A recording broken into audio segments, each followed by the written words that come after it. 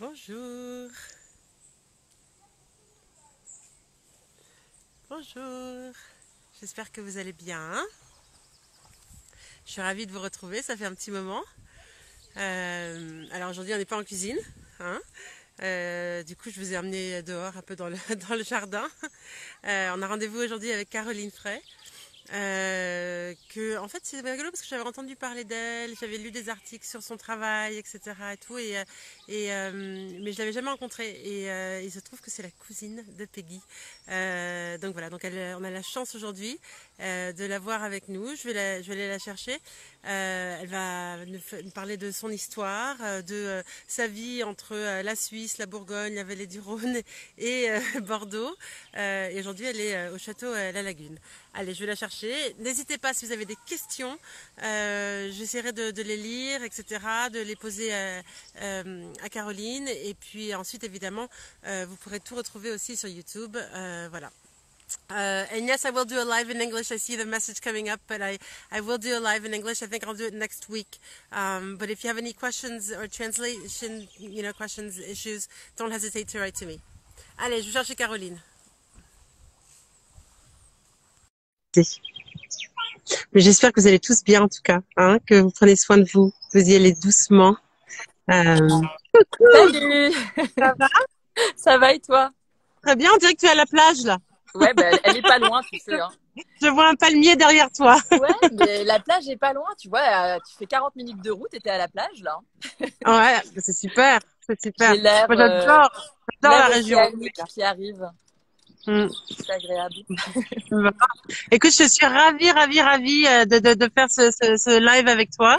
Moi aussi. Euh, Je sais qu'on en avait parlé, même avec Peggy, elle me dit, ah là là, vous allez vous retrouver en cuisine. Et en fait, en y réfléchissant, je me suis dit, t'as tellement de choses à nous raconter aussi sur l'histoire. Puis j'avais envie que tu nous montres aussi le château, que tu nous parles de tout ce que tu y fais, tout ce que tu as développé, parce que tu es quand même à la tête de ce domaine depuis 2004. Hein? Ouais, Tu as exactement. 25 ans, c'est quand même assez impressionnant. Les années Euh, passent. je vais pas dire ton âge, mais bon, c'est dans ta bio. Non, mais c'est pas grave, hein, j'ai rien à cacher. Mais, mais voilà, donc je voulais que tu nous parles un petit peu de toi, de château, puis voilà, qu'on te suive un petit peu dans ce parcours. Coucou Peggy, je vois que Peggy est Ouais, là. ça y est, la voilà, la Peggy. C'est grâce à elle, hein, vraiment, si on fait ça, c'est chouette. Oui, non, Ouais. mais je serais quand même, en plus, tu vois, plus dans mon élément. J'ai fait pas mal de trucs de cuisine, là, parce que forcément, la cuisine et le vin, ça va quand même énormément ensemble. C'est totalement Ouais. indissociable. Mais je suis quand même plus dans mon élément à te montrer les vignes, la cave et tout ça. Bah, c'est ravi. Je Moi, je suis parle. ravie, j'adore ça. J'adore ça. Donc, Euh, Écoute, alors moi, je suis, effectivement, je m'occupe de la lagune depuis 2004. J'ai une formation d'œnologue, mais je suis essentiellement, voilà, vigneronne, si tu veux, parce que c'est dans la vigne que tout démarre, hein. C'est comme toi, quand tu dois faire ta cuisine, bah, tu bien vas sûr, chercher des bons produits. Moi, j'ai besoin d'excellents raisins pour faire mes vins. c'est Donc, sûr. tout se passe là. Donc, je vais aller, je vais te montrer parce qu'elles sont juste autour, en fait. Donc, je vais te faire un petit tour dans les vignes. Génial. Et voilà. Et donc, bah, depuis 2004, bon, il y a toujours à faire. On a toujours plein de projets pour essayer d'emmener ces domaines vers ce qu'ils peuvent faire de meilleur. Toutes les propriétés dont je m'occupe aujourd'hui, c'est des propriétés qui existent depuis des décennies, en fait, hein. C'était les premiers. J'ai des bouteilles de la lagune dans la cave de 1870. Enfin, Ah, c'est c'est des très vieux domaines. génial. C'est des exploitations qui ont été créées au XVIIe siècle. Enfin, voilà, c'est vieux. Alors, on essaye. Il y a forcément une vraie humilité et modestie à travailler dans ces propriétés parce qu'on n'écrit qu'une toute petite page de l'histoire. Donc, on essaye de le faire au mieux et puis avoir un petit peu le respect de cette histoire et aujourd'hui, encore plus à mon avis qu'avant, surtout penser aux prochaines générations et leur laisser une terre et voilà, enfin, une nature qui soit encore capable de donner de très belles choses. Donc, C'est sûr, d'où mais il faut respecter tout ce qui a été fait, tout ce qui a été construit, et en même temps le faire évoluer avec enfin aujourd'hui, enfin, avec les choses qui se font aujourd'hui. Donc, je pense que tu maîtrises cet art-là quand même. écoute, alors on y travaille, c'est un travail de tous les jours et c'est vrai que bah, il y a eu plusieurs transitions, mais il y a effectivement eu un premier gap avec la viticulture bio et qui est une viticulture dans laquelle on n'utilise plus aucun produit de synthèse chimique, si tu veux. Et puis après, naturellement, moi, je me suis orientée vers la biodynamie où là, on est sur un concept beaucoup plus global et qui est un apprentissage de tous les jours parce que la biodynamie, c'est pas une recette que tu vas appliquer dans ta vigne. C'est pas juste tu prends 3 plantes que tu passes à telle date. Enfin, il y a vraiment toute une philosophie derrière ça. Mais je dirais te montrer un petit peu les préparations, puis je t'en parle après. Super. Voilà. Donc du coup, juste pour je vais aller te montrer les vignes. On fait 3 vins en fait. Donc il y a le château, comme ça vous voyez un petit peu à quoi ça ressemble. Ça c'est vraiment la cuvée qui a été classée 3e grand cru en 1855. Ça c'est le classement historique du Médoc. Après on a un second vin qui s'appelle le Moulin La Lagune. Je te montrerai. Il y a un moulin qui est dans les vignes juste derrière. Et puis il y a une cuvée que j'ai créée en 2004 quand je suis arrivée qui s'appelle Mademoiselle Elle. Voilà. Qui est sur un autre vignoble qui est un petit peu plus au nord dans le Médoc. Voilà. D'accord. Génial. En attendant de pouvoir venir te voir pour de vrai, moi je suis ravie de faire la visite comme ça en tout cas. Écoute, quand même. Faudrait que tu viennes cuisiner ici. Oui, je te oui. montrerai la cuisine en passant. Peggy est déjà venue d'ailleurs. Elle sait qu'elle est très sympa. On passe des bonnes soirées et je suis sûre que. C'est elle qui cuisine évidemment quand elle vient. Peggy cuisine évidemment. Ouais, tout au presse au citron. Elle fait. Voilà. Alors écoute, je t'emmène du coup. Ouais, super. Alors, attends, je vais mettre les lunettes parce que le ciel est genre d'un bleu, on a rarement vu ça. Alors, je vais te faire le petit tour, on va descendre. Donc là, on est... Attends, je vais faire un petit truc comme ça pour vous te montrer.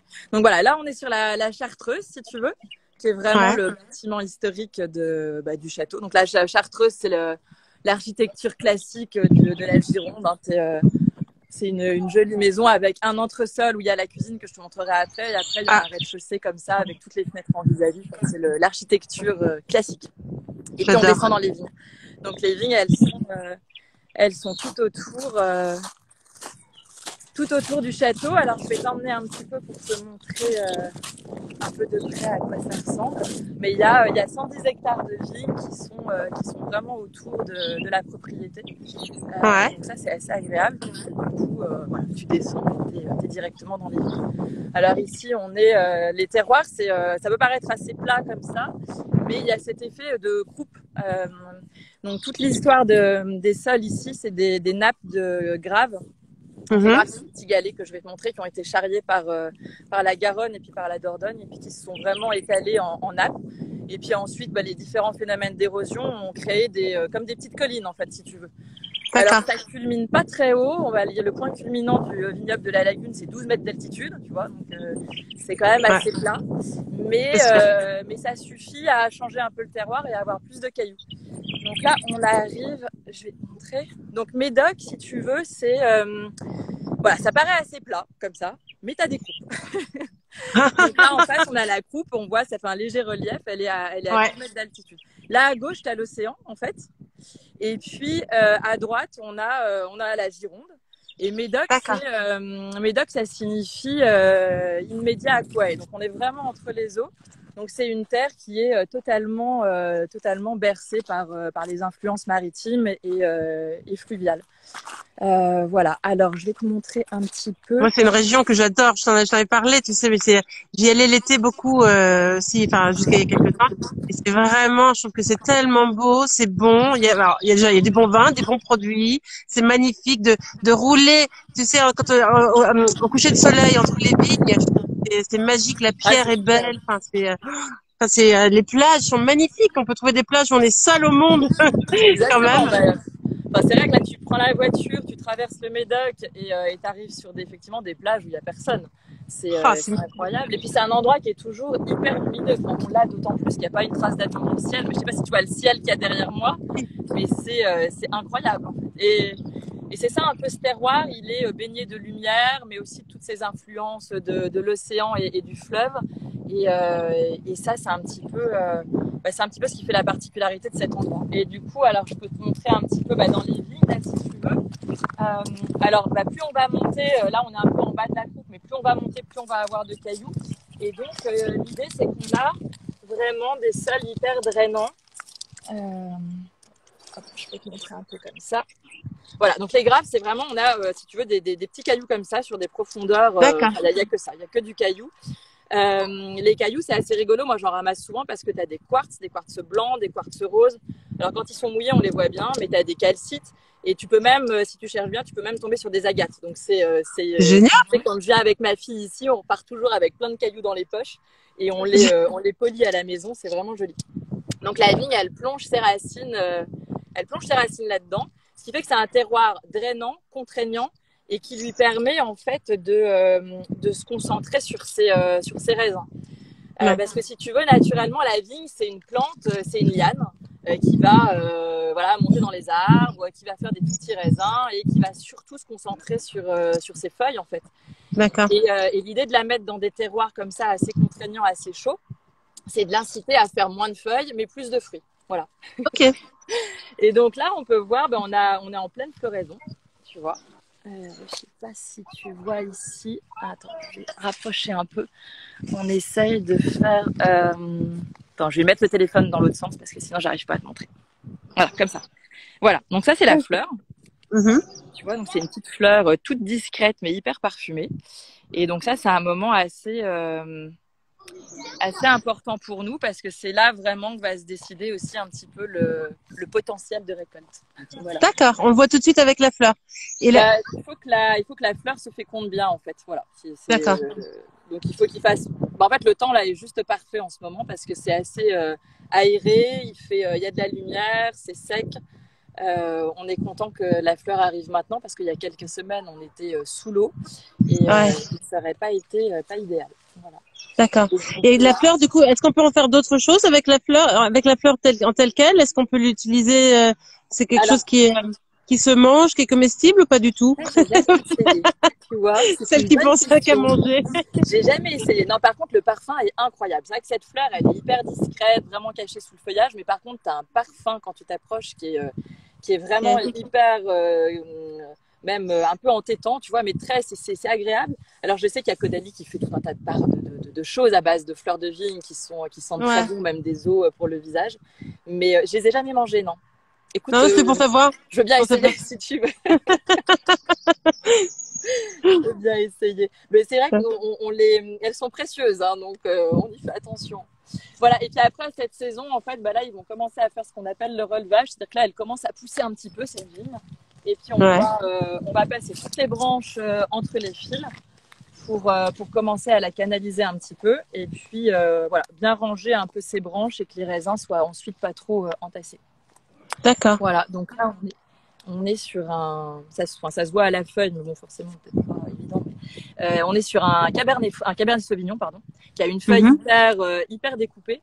Et puis, ça sera un peu trop long d'aller, mais on a des merlots aussi qui ont des feuilles beaucoup plus larges. Mais l'essentiel de notre assemblage, c'est le Cabernet Sauvignon. Voilà. Okay. C'est vraiment le cépage roi du Médoc, en fait.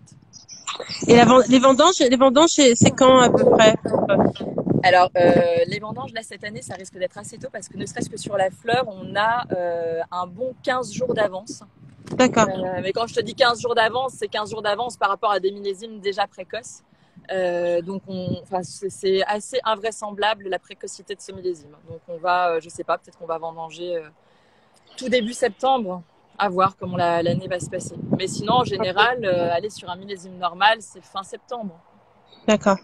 Et les vendanges, ça se fait manuellement ou c'est avec tout à la main? D'accord. Ouais. Du coup, vous avez des jeunes, c'est souvent des jeunes qui viennent pour des saisons comme ça aussi pour aider, non, j'imagine? Écoute, on a pas mal d'habitués en fait, mais même des anciens de la région qui viennent. Et c'est un peu leur rendez-vous. Il y a même certains anciens qu'on a été obligés gentiment de dire qu'il fallait arrêter de venir parce que c'était sympa, mais ils étaient pas très opérationnels. Et un peu de jeunes, mais c'est quand même pas mal d'habitués. On a cette chance, il y a peu de gens de l'étranger, c'est beaucoup des gens du coin qui aiment bien en fait. C'est un joli rendez-vous. Si tu veux. C'est super. Il faudrait qu'on vienne. Vous faites une grande fête à la fin des vendanges? Ouais, on fait ici ce qu'on appelle la gerbaude. Voilà, là, pardon? La gerbaude. Attends, parce que il y a un tracteur qui passe. Je te reprends tout de suite. Il est gentil, il passe tout doucement parce que sinon je me prends une rafale de sable. La gerbaude, c'est le repas de fin de vendange. Donc donc ça, on fait ça avec toutes les équipes et effectivement, c'est sympa. C'est un peu une petite fête locale. C'est génial. Tu vois. Une grande fête. Ça dure presque un mois, les vendanges. Ouais, c'est long. Ah oui. Si les conditions météo sont bonnes et qu'on n'a pas besoin de se précipiter dans les vignes, on prend notre temps. Tout est fait. Si tu veux, les raisins sont effectivement tous ramassés à la main. Après, on a un tri des raisins en cave, mais le tri le plus important, il se fait dans la vigne parce que c'est vraiment là où chaque vendangeur peut regarder les grappes et puis voilà, enlever s'il y a des graines abîmées ou un peu moins mûres. Donc il y a un gros travail au moment de la vendange. Ouais. Ok. Super. Mais là, on commence à rentrer dans la saison là où tu vois, on va courir un peu, courir après la vigne qui pousse, l'herbe qui pousse. Enfin, ça y est, là, la saison est totalement démarrée. On regarde la météo, on passe notre temps à regarder la météo, à regarder les applis, savoir quel temps il va faire, Imagine. s'il va pleuvoir, s'il y a température, etc. Ouais. Ouais, j'imagine. Donc c'est une période, c'est chouette en fait, quand ça commence à redémarrer comme ça, puis on sait que les vendanges vont vite arriver. Voilà. C'est super. Tiens, attends, je vais te faire un petit plan comme ça parce que la chartreuse, elle est jolie d'ici. Ah oui. Ah mais moi je me vois bien vivre là. Oui, non, c'est pas mal. Hein. Voilà, puis t'as toutes les vignes. C'est sublime. Ah, alors je t'ai pas montré, il y a le moulin, on le voit un peu là au fond, tu vois. Oui, je le vois. Au centre de l'image. Ouais, donc ça, voilà, tout le vignoble est vraiment autour, comme ça. C'est superbe. Ouais. Il y a combien? C'est quoi c'est grand comment? C'est quoi la taille? Alors la taille du vignoble, il y a 110 hectares aujourd'hui. Ouais. 110 hectares, d'accord. Ouais. C'était un peu un de mes enjeux aussi, c'est que tu vois, on dit souvent que la biodynamie, c'est valable que sur des petites surfaces. Et un de mes gros challenges, ça a été justement de mettre ça en place sur la lagune où il y a 110 hectares, chez Jaboulet dans le Rhône où on en a 130, donc sur des surfaces qui sont quand même assez importantes. Mais écoute, ça va, on y arrive. Hein. Bravo. 110 hectares en culture, ouais, exactement. Et après, on a encore, alors ça c'est pareil, parce que donc la biodynamie, pour commencer à en parler un petit peu, la biodynamie, c'est, alors bio si tu veux, tu vas remplacer tous les produits effectivement chimiques de synthèse par des produits donc plus naturels. Et après la biodynamie, il y a une approche qui est effectivement très différente, c'est que tu considères plus la plante vraiment comme une espèce de mécanisme qui boit de l'eau, qui mange de l'engrais et qui fait des raisins et que tu traites quand elle est malade.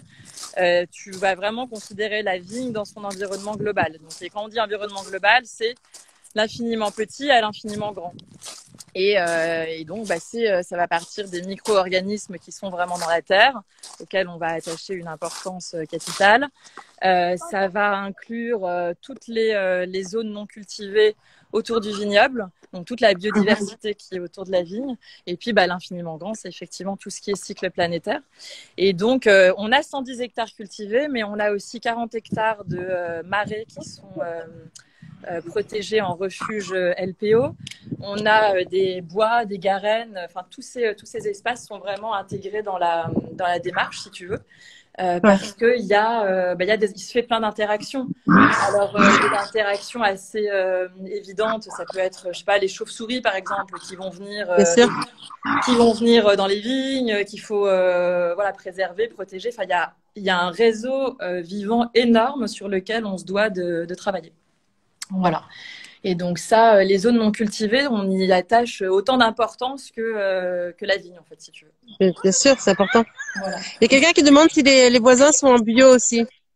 Pas forcément, mais alors ici, si tu veux, comme le vignoble, il fait effectivement 100 hectares, on n'est pas forcément gêné par les voisins. Après, il y a toute une partie du vignoble qui est à proximité des habitations. Donc, d'où aussi la nécessité de faire hyper attention parce qu'il y a des jardins qui sont à 3 mètres de nos vignes. Donc, tu vas pas aller balancer des produits alors qu'il y a des gamins qui vont se baigner dans une piscine déjà rentrée. Et puis, il peut y avoir un peu de dérive à quelques endroits. Mais franchement, ça, c'est pas un problème. C'est pas comme en Bourgogne où tu as des toutes petites parcelles et effectivement, si ton voisin est en conventionnel. Bien sûr. Tu nous as emmenés où là? Parce que j'ai vu qu'on était descendus. Alors, je vais t'emmener, ouais, on est descendu en fait dans un quand même, je vais quand même te montrer cette partie. Alors, je change de sens et je vais te montrer la Ah, cuisine, tu vois.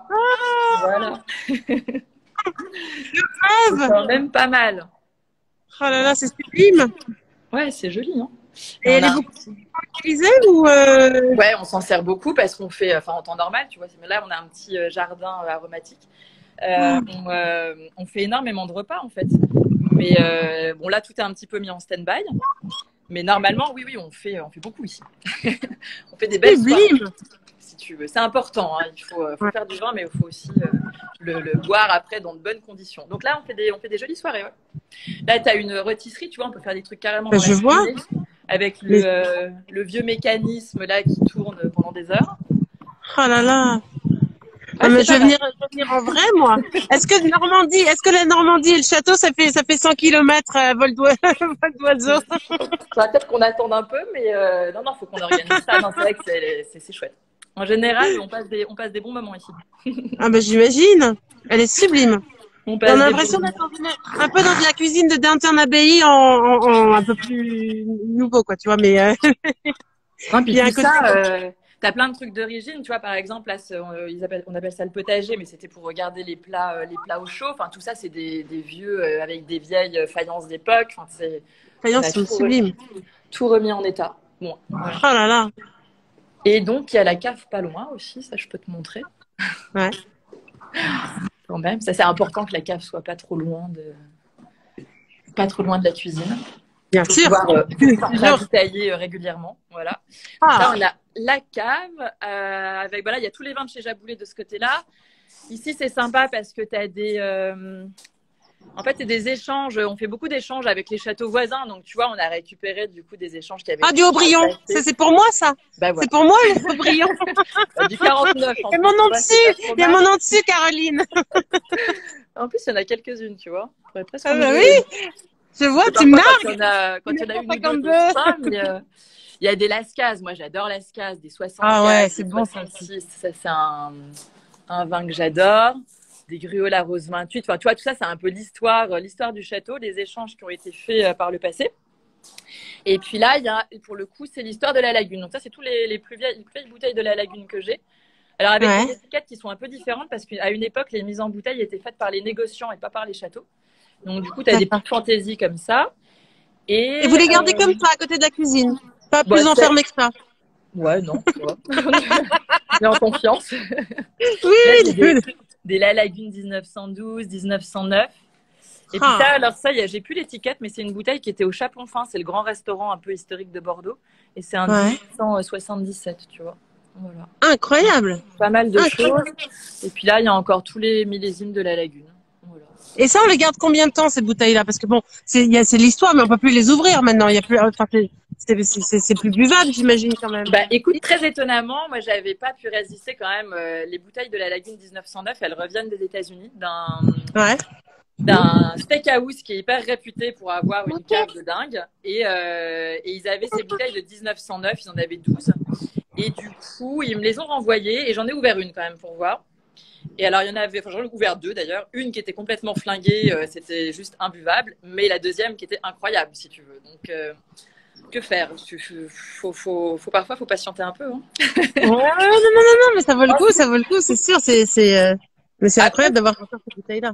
faut être habitué un peu. Enfin, c'est vrai que le palais des vieux vins, c'est effectivement, ça peut être un peu déroutant parfois parce que tu perds un peu les repères que tu as sur des millésimes un peu plus récents. Mais c'est chouette. Puis tu bois de l'histoire. Tu vois, 1909, toute une bouteille de 1909. C'est ce que cette bouteille a vécu, c'est quand même dingue. Ouais, c'est clair. Il y a un côté hyper émouvant. Alors attends, là on va ressortir. Du coup, je remets les lunettes. Parce que ici, la terre est jolie, mais je peux te dire que dès que tu es dans la cour du château, t'en prends plein la vue. Donc là, on sort de l'autre côté, si tu veux. Et alors, je vais te montrer la chartreuse d'ici parce qu'elle est jolie aussi. Puis surtout, elle a son escalier à double révolution qui est un petit peu pareil, un des éléments caractéristiques de la chartreuse. Et on est. Et combien de personnes qui travaillent au château, là? Alors, au château, alors dans les vignes, il y a à l'année, il y a une cinquantaine de personnes. En cave, on est 5. Et puis après, au château, il y a Stéphane qui est là d'ailleurs. Je vous D'accord. ai vu, Stéphane. Et Catherine, qui est ma chef, qui est là. Et ils sont, toute l'année, ils sont là voilà, pour accueillir les amateurs de vin, les passionnés, les clients. Ouais. Donc là, je vais t'emmener dans la partie biodynamie. Il y a des moutons Ça a là-bas. été, parce que j'imagine que tu as dû être une des premières quand même, enfin en plus jeune à 26 ans, une des premières femmes à reprendre la tête d'un château quand même à l'époque, non? Enfin, je sais pas. Écoute, oui, alors après, c'est vrai que c'est une question qu'on me pose souvent. Est-ce que c'est pas trop compliqué d'arriver, d'être jeune, femme et tout ça en plus, pas bordelaise. Et en fait, c'est vrai qu'à cette époque-là, je me suis pas posé toutes ces questions. Maintenant, avec le recul, je me dis oui, c'était peut-être quand même 2-3 handicaps à surmonter. Mais sur le moment, j'étais tellement motivée, tellement, enfin, tu vois, Ah, pour toi, oui, enthousiaste. oui, non, non, toi, je trouve ça génial. Enfin, il y a pas de, tu vois, mais c'est juste la réaction des gens par rapport à, enfin, les choses évoluent, etc. Mais je me dis, c'est quand même, souvent on se dit quand même, le vin, c'est quand même un métier d'homme. Enfin, il y a Oui, côté, bon, voilà. reste, hein. Et Il y a puis tu toujours n'es un pas de là, côté. comme tu dis, tu n'es pas de là-bas. Enfin, tu vois, et donc je me demandais comment ça s'était, enfin, voilà, toi, t'as foncé en fait. Y aller dire. Oui, non, moi, je me suis pas posé de questions, si tu veux. Alors après, je te dis pas, enfin, c'est régulièrement, tu as forcément des petites remarques un peu machistes parce que euh, le, forcément, quand tu fais des événements, t'es pas en grosses chaussures dans les vignes, toute crado, quoi. Tu t'habilles un peu normal. Et puis, tout d'un coup, ça met un peu en cause ta légitimité aux yeux des gens à s'occuper de la vigne. Et c'est vrai que moi, ça, parfois, c'est un petit peu, oui, il y a des petits commentaires un peu agaçants dans ce sens-là. Mais Ouais, écoute, bonjour, mais bon. le Ouais, tout, c'était surtout parce que je pense que, parce qu'entre 2004 et aujourd'hui, je trouve que les choses ont quand même un peu avancé. Mais je me dis, tu vois, à je pense, 26 ans, c'est quand même jeune. Enfin, ouais. c'est génial. Donc du coup, je me dis 26 ans, femme n'étant pas de la région, c'était pas forcément le truc évident. Mais enfin, comme quoi, tu vois, c'est, c'est super. Ouais, franchement, je me suis pas posé de questions. Tu sais, moi, j'ai fait un sport qui est un des rares sports où les épreuves sont mixtes. Donc, je pense que ça a été une bonne école. C'est parfait. Tu vois, Ouais. ça m'a bien formé à tout ça. Mais non, après, tu vois, il y a quand même eu des femmes historiquement dans le vin qui ont ouvert les portes aussi. Hein, même en Champagne, beaucoup. Tu as eu toutes les veuves, par exemple. Toutes les Ouais, bah veuves oui, de Champagne. bien sûr, c'est clair. Voilà. Elles n'ont pas vraiment eu le choix, mais bon. Alors, C'est je voulais comme commencer ça. cette partie-là, parce que là, on rentre vraiment au cœur de la biodynamie. Donc, la Ouais, biodynamie, je te disais, c'est la vigne dans son environnement global, infiniment grand, infiniment petit, tout ce qui se passe avec les micro-organismes dans la Terre, les planètes, le cosmos, tout ça. Et on va beaucoup jouer sur tout ce qui est les forces vitales, en fait. Donc tout le côté énergétique. Alors ça, dès que tu commences à parler de force vitale, tout le monde a l'impression qu'on parle de sorcellerie, d'un truc super bizarre. Mais enfin, en même temps, si elle n'existait pas, on serait des petits tas de rien du tout. Donc on c'est est quand même clair. obligé de se rendre à l'évidence, même si on ne peut pas l'expliquer de façon très rationnelle, qu'il y a autre chose que juste des atomes et des molécules. Voilà. Ouais, Et donc la biodynamie, ça englobe tout ça. Et pour faire le lien entre le sol, les planètes et ses forces vitales, le côté physique et le côté justement énergie, on utilise des préparations biodynamiques. Et ces préparations, donc il y en a plusieurs sortes. Il y a des tisanes, donc des plantes dont on va se servir. Donc là, par exemple, il y a de l'osier ici. Donc on fait des tisanes. Ces tisanes, elles vont être très peu concentrées, si tu veux, en matière première. C'est-à-dire qu'on va mettre ouais. quelques grammes dans des dizaines de litres d'eau et qu'on va Mhm. ensuite pulvériser sur la vigne. On va utiliser ces plantes un peu plus pour leur savoir-faire que pour ce qu'elles vont vraiment apporter en matière physique, tu vois. Donc par D'accord. exemple, Ah, ça a coupé là. assez importante. Et donc, on va utiliser des plantes qui ont une aptitude à savoir réguler, par exemple, les excès d'humidité. On a Mhm. ça, on a la prêle aussi, par exemple. La prêle, on appelle ça le rein de la nature. C'est une plante qui s'est vraiment poussée et drainer On la voit pas là. les Ah, zones les plus super. humides. Voilà. D'accord. Donc ça, on utilise ces plantes tout au long de l'année. Et puis après, là, on a de la valériane, par exemple. La valériane, alors ça, c'est l'huile essentielle du cycle. La valériane, on l'utilise comme ça en purin, en fait. Ouais. Hyper bon. Et ça, c'est plutôt une plante qu'on va utiliser quand la vigne a eu un traumatisme, quand elle a eu de la grêle, par exemple. Tu vois, c'est une plante hyper D'accord. apaisante. La valériane, Oui. t'en prends le soir pour t'endormir. Voilà. On aussi, ça fait bien. Exactement. Bah voilà, bah on va l'utiliser un petit peu dans cet esprit-là pour la vigne. Et puis après, il y a deux préparations qui, elles, sont vraiment ultra spécifiques à la biodynamie. Parce qu'à la limite, les tisanes, tu peux trouver ça dans d'autres méthodes. Mais ça, c'est la silice, ce qu'on appelle la 501. Et la silice, c'est du coup, c'est une petite poudre blanche comme ça, donc c'est du quartz Ouais. qui est très fin, qui a été enterré dans une corne de vache pendant l'été et qui va, pareil, être passé à raison de 1 gramme par hectare, dynamisé dans de l'eau et qu'on va passer sur la vigne. Et puis en parallèle de ça, tu as une autre, je te la montre et puis après je t'explique à quoi ça sert. Tu as un petit peu son pendant qui est la 500, donc qui est là. Et la 500, cette fois, c'est pas du quartz, c'est de la bouse de vache. Voilà. Ah! Dans le monde de la biodynamie. De Ouais. la bouse de vache qui a été, pareil, mise dans une corne de vache et enterrée, pour le coup, cette fois pendant l'hiver, en fait. Et si tu veux, avec ces deux préparations, la 500, donc la bouse de vache, tu vas vraiment parler au sol, à l'humus et essayer de régénérer ta terre. Et la silice, tu vas parler à ta plante et essayer de la connecter vraiment à toutes les forces, on va dire, du soleil, enfin toute la partie lumière, en fait. Voilà. Et donc, si tu veux ça, bon, je prendrais pas une bouse de vache comme ça dans mes mains, en fait, si tu veux. Mais le fait d'avoir enterré cette bouse dans une corne, ça en a fait ce qu'on appelle un humus parfait. Et donc, quand tu vas passer ça dans ta vigne, plutôt que de lui mettre un engrais, tu vas lui mettre cette préparation qui a un fonctionnement parfait en termes de rétention d'eau, de nutriments, voilà. Et donc, tu vas passer un message, en fait, un espèce de savoir-faire à ta terre. Voilà. D'accord. J'ai une question. C'est quelque chose que vous avez développé chez vous comme ça avec la corne de vache ou c'est quelque chose qui se fait. Enfin c'est et moi je connaissais pas du tout ce process et donc du coup je sais c'est quelque chose que vous avez développé vous ou c'est. Bon, non, non, alors je serais pas allée, j'aurais pas pensé à ça toute seule, hein, je t'avoue. Non, c'est un des fondements de la biodynamie, si tu veux, c'est Steiner en 1924 D'accord. qui donne ce qu'on appelle un cours aux agriculteurs, parce qu'à l'époque en Allemagne, il y a tout un groupement d'agriculteurs qui commencent à s'inquiéter un petit peu de la difficulté à gérer leur culture, de la perte des qualités nutritionnelles des aliments, de certaines maladies qui s'installent et qui n'arrivent pas à s'en sortir. Et donc, ils font appel à Steiner, qui lui est un peu un pensant, on va dire, voilà, et il lui demande un petit peu son avis sur tout ça. Et il donne ce cours aux agriculteurs. Il donne des idées, en fait. Il émet des idées d'un fonctionnement de la nature et des cultures.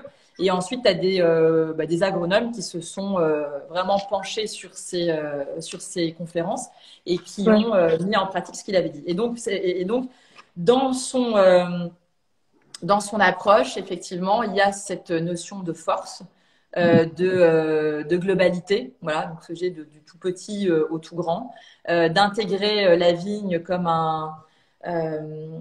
comme une petite partie d'un grand tout, et donc de la garder vraiment connectée à tout ça. Et donc il fait un gros travail un travail de recherche sur le sol. Alors l'histoire de la corne. Il y a toute une explication en fait. Si tu te plonges dans ses écrits, la corne, c'est un truc hyper symbolique, mais même dans plein de cultures, la corne de vache, c'est quelque chose que tu retrouves, c'est Ouais. sacré en fait. Et puis, elle a un rôle vraiment de connexion ciel-terre au niveau de la vache. Donc, il se sert de ça. Pourquoi tout d'un coup il a l'idée de mettre de la bouse de vache dans une corne de vache, je ne sais pas. C'est Mais ça. le fait est que tous les ingénieurs après, les agronomes qui ont travaillé là-dessus, ils ont essayé de mettre de la bouse de vache dans un pot en verre, ils ont essayé de mettre de la bouse de vache dans tout un tas de trucs. Ils n'ont jamais eu le même résultat que ce qu'il y avait avec cette corne. Et c'est vrai que cette corne, enfin franchement, tu vois, je mettrais pas la main dans une bouse de vache, mais ça Bien sûr. sent absolument plus rien. Voilà, c'est une matière qui est devenue, vraiment cet humus parfait. Et il a fait la même chose. Donc ça, c'était vraiment sa problématique terre. Et il a fait la même chose en se disant, la plante, elle a ses racines dans la terre, mais elle a aussi besoin de cette connexion avec Ouais. au ciel. Les énergies, ouais. Ça peut paraître un peu bizarre, mais Non, ça, non, il y a moi, pas j'y sur la crois Silice. de toute façon, ça. Donc, Alors, bon, après, moi, si tu veux, je suis quand même quelqu'un à la base d'assez cartésien. Et ce qui m'a vraiment convaincu, c'est que j'ai fait énormément d'essais et que tu vois des résultats, en fait. ouais. Tu vois des résultats. Tu vois, moi, j'ai fait, par exemple, été 2017, il faisait très, très chaud. J'ai fait la moitié d'une parcelle juste en bio normal et puis la Ouais. moitié en biodynamie avec la 500. Et à la période la plus sèche, tu voyais que la partie qui avait reçu la 500, la terre était encore toute grumeleuse, se tenait bien, avait une vraie humidité. Alors que la partie qui n'avait pas eu les préparations biodynamiques, c'était vraiment de la poussière, il n'y avait plus aucune rétention d'eau. Les parties où tu passes Incroyable. de la silice, tu fais une parcelle, tu passes juste la moitié de la parcelle à la silice. À l'œil nu, tu vois la différence au niveau du feuillage. C'est-à-dire que tu vois très bien que la partie qui a eu la silice, les feuilles sont beaucoup plus redressées et le port de la vigne n'a pas du tout le même aspect. Donc après, tu vois, Incroyable. on Ah, n'explique pas tout, mais il mais se passe des choses.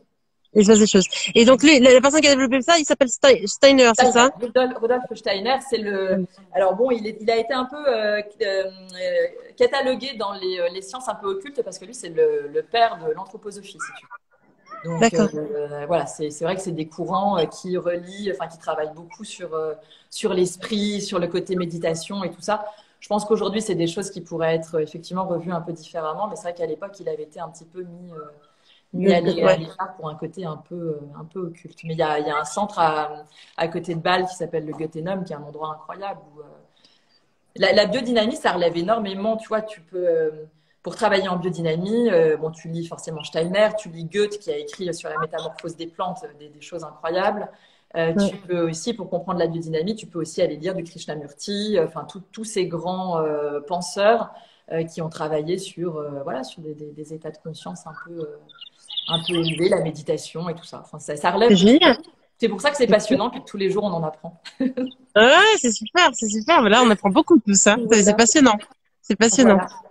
Donc ça, bah après bon, ça c'est voilà les petites choses sur la biodynamie. Est-ce que Ouais. j'ai mes lunettes? Attends, faut que je ferme là. Attends, faut que je ferme la 500 parce que en fait tu vois, je te montre, mais les préparations, elles sont dans une pièce où il n'y a pas Ouais. de wifi, où il n'y a pas de d'ondes et tout ça, et elles sont protégées dans des grosses caisses avec de la tourbe à l'intérieur pour justement être à l'abri de Bah, toutes de tous les les... ondes un peu qui pourraient altérer leur. Tu me vois plus là, non? Je suis totalement. Là, je vois plus, là. Là, je sais pas, tu es passé par Steiner Attends, et je sais pas. tu as pris la corne de la vache. Je sais Je sais pas pas où, comment mais là, tu tu es tout blanc. récupères. Là, il y a eu un contraste jour-nuit là. C'est étrange. Ouais, je sais pas. J'ai pas mis de Je vois filtre. surtout Hein. tes Attends, lunettes. je vais essayer. Ah voilà, Ah, si je voilà. vais à l'ombre, ça va mieux. Attends, je vais passer peut-être par là. Il y a trop de lumière tout d'un coup. Attends, je vais aller à l'ombre, ça va aller mieux. Hop.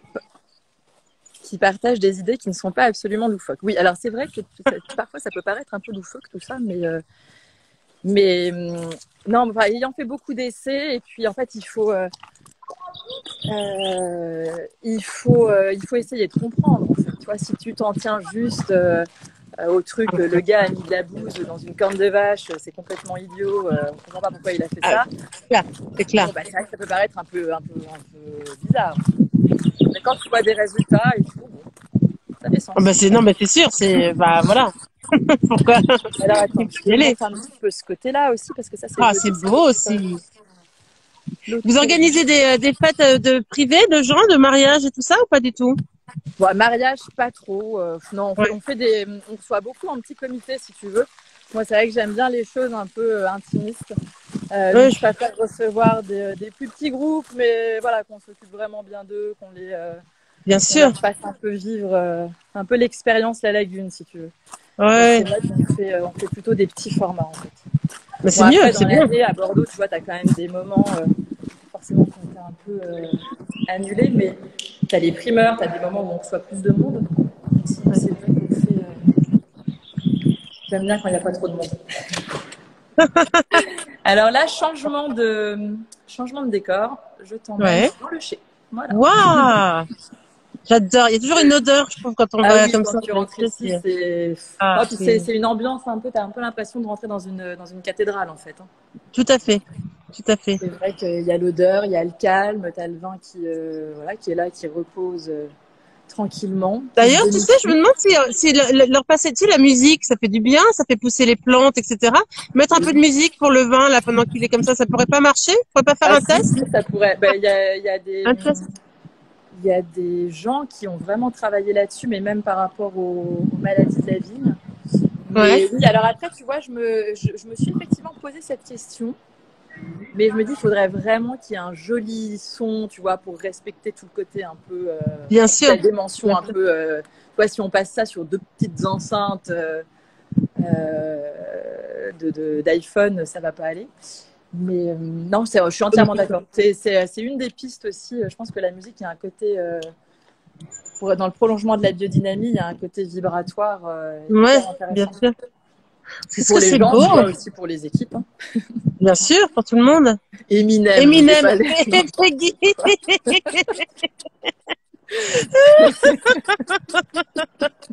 Alors ça, je propose que tu fasses le test chez elle, dans son jardin. Écoute, oui, je te laisse faire. ACDC. Ça me Non, fait- mais c'est pas possible. Merci pour tous ces bons conseils. Ouais, moi j'étais plus J'aime sur du bien. classique, du jazz ou de l'opéra, enfin quelque chose un peu, voilà, mais Attends, je pose le téléphone 2 secondes parce que elles sont sous vide un peu les barriques là. Voilà, bon bah là tu vois pas grand chose, mais en fait il y a du vin. Voilà, tu vois. Voilà. non, on aimerait y être pour goûter, tu vois. On aimerait tous y être pour goûter un petit peu, faire une dégustation. Alors oui, quelqu'un qui pose la question, pourquoi ils sont posés sur du gravier? Alors il faut savoir que sous le gravier, t'as la terre battue en fait. On essaie Je t'entends très mal là, moi. Ah bah je vais sortir du chez. Ouais. Parce que peut-être que ça passe un peu moins bien. En fait, sous le gravier, t'as de la terre battue. Ouais. Il faut qu'on maintienne dans le chai à peu près 80% d'humidité pour que le bois se dessèche pas et que le vin ne s'évapore pas. Et donc le gravier, ça permet de garder cette terre battue en dessous. Et puis tu vois, quand on travaille sur les fûts, si jamais il y a un peu de vin qui tombe, bah voilà, au moins c'est absorbé. Voilà. Parce que si tu as un chai trop sec, il y a toujours un peu ce qu'on appelle la part des anges, c'est l'évaporation du vin. Bien sûr. Si ton chai est trop sec, les anges deviennent très gourmands. D'accord. J'aime bien. J'aime bien. J'adore cette expression d'ailleurs, la part des anges. C'est tellement joli. Ouais. Et alors là, je vais te montrer autre chose. Et ça, c'est ma grande cuisine. Ah. Voilà. Oui. Là, j'ai des grosses casseroles. Là, c'est. Voilà. Alors, combien de personnes sont aux commandes ici? Alors ça, en fait, cette partie de la cave, on s'en sert pas beaucoup de temps dans l'année parce qu'on s'en sert au moment des vendanges, des vinifications. Donc, si tu veux, je vais te montrer.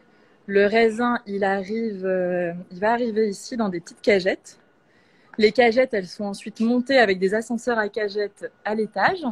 Ouais. Et je vais aller te montrer là-haut. Et donc ensuite, on met le raisin en cuve. Alors, il y a beaucoup d'escaliers. Quand tu passes 2 mois à travailler là pendant les vendanges, j'imagine t'as plus besoin d'aller faire de cours de step. T'es bien. Tu as le fessier bombé. Bombé. Voilà. De toute façon, ma maman m'a toujours dit, il faut garder la fesse haute et ferme. Donc voilà, c'est parfait. C'est parfait. Donc là, il y a ce qu'on appelle les tables de tri qui vont permettre de peaufiner le tri qui est fait à la vigne. Oui. Donc là, il y a des gens qui trient les grappes. Voilà, en général, ça dépend des millésimes, mais tu as 4 ou 6 personnes. Ensuite, on a la partie érafloir ici.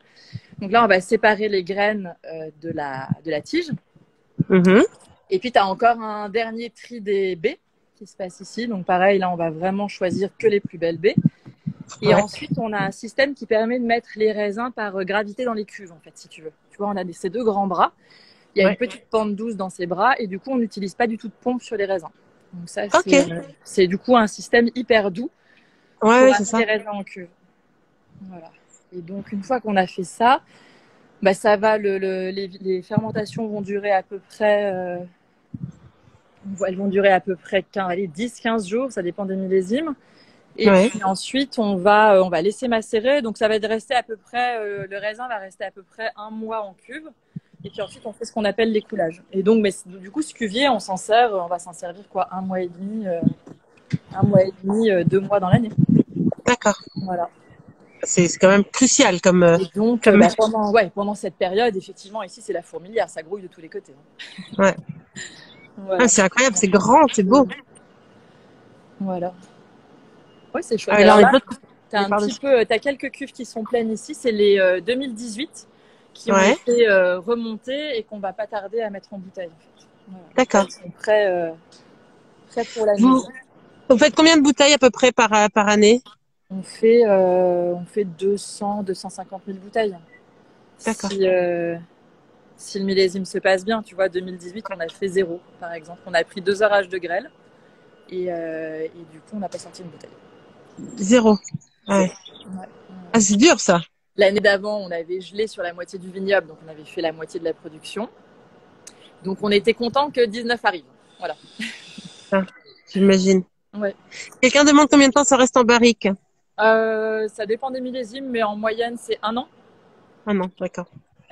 Sachant, de plus en plus, comme les millésimes sont de plus en plus chauds, c'est vrai qu'on fait une partie élevée en cuve aussi. Tu as une partie barrique en bois et une partie en cuve pour essayer de garder quand même un peu de fraîcheur aussi sur les vins. Parce qu'on a, voilà, c'est vrai que les derniers millésimes qu'on connaît, c'est des degrés quand même assez élevés, des acidités assez basses. Mm. Et bon, moi, j'ai pas du tout envie de faire des vins, tu vois, hyper lourds. Moi, j'aime bien qu'on finisse la bouteille, en fait. Donc, Ouais, les vins soient buvables. bien sûr, bien sûr. Voilà. Et après, alors du coup, moi j'ai une autre question, c'est si on veut en commander, là on peut faire sur le site directement et après vous livrer parce que Ouais. j'imagine que vous êtes un peu vendu partout dans chez les chez les bons cavistes, mais on peut aussi en commander directement via le site. Ouais, on a un site qui s'appelle, je sais plus, quelque chose comme Caroline Frey, vinshop.com, un truc comme ça. Ouais. Et puis sinon, tu as des sites comme Millésima, par exemple. Ça, c'est des négociants historiques à Bordeaux qui ont, pour le coup, une super œnothèque de la Lagune. Mais ouais, sur le site. Sur D'accord. le site, je peux te Et mettre le lien. j'ai une question parce que c'est rigolo. Je vois les gens qui posent des questions par rapport, enfin, aux barriques, aux tonneaux, etc. C'est quelque chose et je trouve qu'en Normandie, moi, on a un copain ici qui est tonnelier et qui en Ok. envoie alors aussi bien en Médoc, mais aux États-Unis, à Sonoma, Napa, etc. Et tout. Vous, ce sont des gens locaux qui font les tonneaux. Ouais, Exactement, ouais, on travaille, de toute façon, c'est du chêne français. Donc, c'est les ouais. forêts du Troncé et voilà, essentiellement du chêne français et des tonneliers de la région. Ouais. On essaye au maximum, si tu veux, enfin, c'est pareil, ça, c'est un peu l'esprit de la démarche, mais d'être sur des circuits courts et puis voilà, enfin, puis historiquement et dans le goût du vin, tu peux travailler avec des chênes américains, mais c'est des bois qui vont beaucoup plus marquer, qui vont partir beaucoup sur des notes qu'on appelle de noix de coco. Enfin, ça va vraiment fortement marquer les vins. Ah ouais, ça va marquer ouais. Et ça, c'est pas tout à fait ce qu'on cherche. Et c'est vrai que le chêne. Après, le chêne, l'idée de l'élevage en fût, c'est pas forcément de donner un goût boisé au vin. Le bois, il a un rôle essentiel dans la micro-oxygénation, en fait. C'est surtout pour ça que c'est intéressant. Au travers des pores du chêne, tu as une micro-oxygénation qui va se faire, qui va être du coup assez progressive et assez lente. Et ça va vraiment, c'est ce qui va permettre au vin d'évoluer en fait. C'est ce qui va permettre par exemple, aux tanins, les tanins sortis de vinification, c'est des molécules qui sont plutôt assez petites et qui vont être assez astringentes. Et puis avec cet élevage et cette micro-oxygénation, on dit que les molécules vont se polymériser. Et puis du coup, tu vas avoir des molécules plus grosses et qui vont du coup avoir un aspect beaucoup plus délicat tu vois, en bouche, quoi, en fait. Voilà. D'accord. C'est ça, l'intérêt premier du bois, c'est pas forcément de donner un goût boisé. Ça, c'est une espèce de déviance qui est arrivée après parce qu'il y a eu une mode de vin boisé. Et l'intérêt premier, c'est vraiment cette micro-oxygénation. D'accord. Ouais, les amphores, j'en ai. Ouais, c'est vrai que je les ai pas montrés. Je fais des essais aussi. Ouais. En fait, on fait tout le temps des essais. Hein. On a toujours plein de trucs comme ça. C'est super.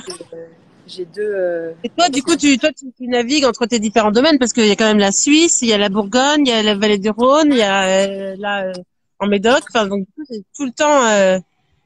Souvent dans ma voiture. Sauf, j'ai eu un petit répit là Ouais, Ouais, pendant le confinement. sinon, non, je suis. En fait, si tu veux, l'idée, c'est. Enfin, Bordeaux, je peux pas y venir toutes les semaines, mais je viens au moins tous les 15 jours. Et puis la vallée du Rhône, j'y suis toutes les semaines et la Bourgogne également.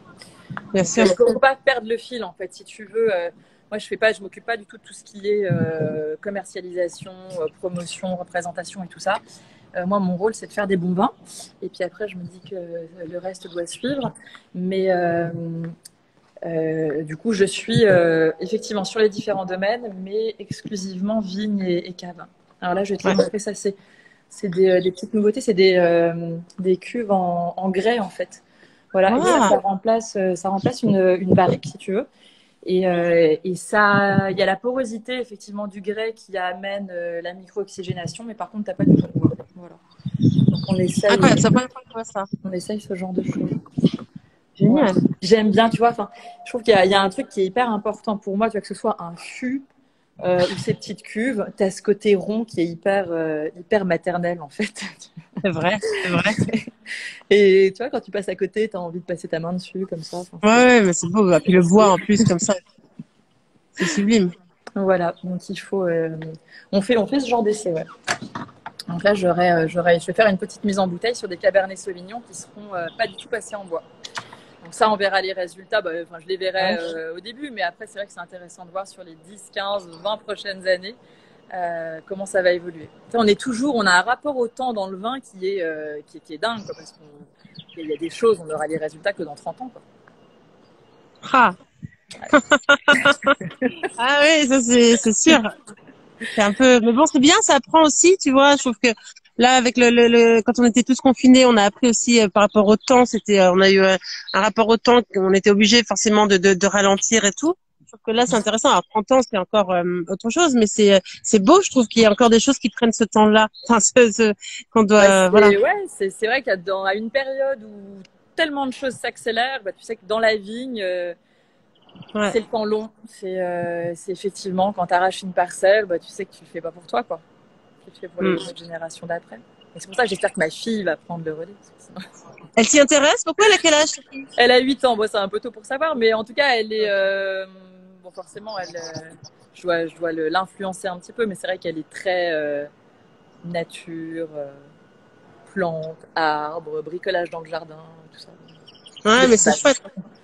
C'est pour ça qu'on avait décidé de venir vivre à la campagne aussi, nous, tu vois, à temps plein. C'est parce que je vois les garçons et quand tu leur poses la question pourquoi ils sont heureux de vivre ici, c'est parce qu'ils aiment la nature. Et donc je me dis, c'est leur offrir ça, c'est chouette. C'est tellement important. Enfin, moi, j'ai des souvenirs effectivement petites d'avoir passé des journées entières dans la forêt à faire, je sais pas quoi d'ailleurs, mais bon, enfin voilà, ça reste des moments incroyables.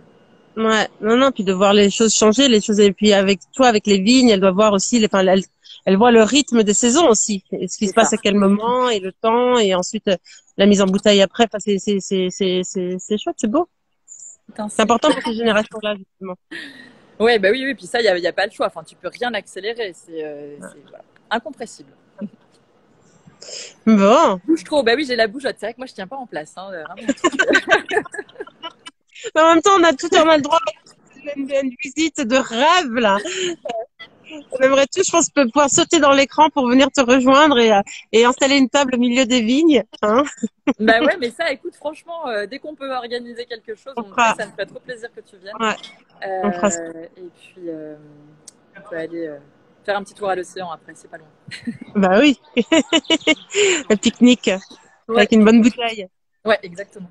C'est important. Ouais, c'est super. Mais écoute, merci beaucoup pour cette visite. Merci à toi. Pour tout ça. C'était passionnant, très intéressant.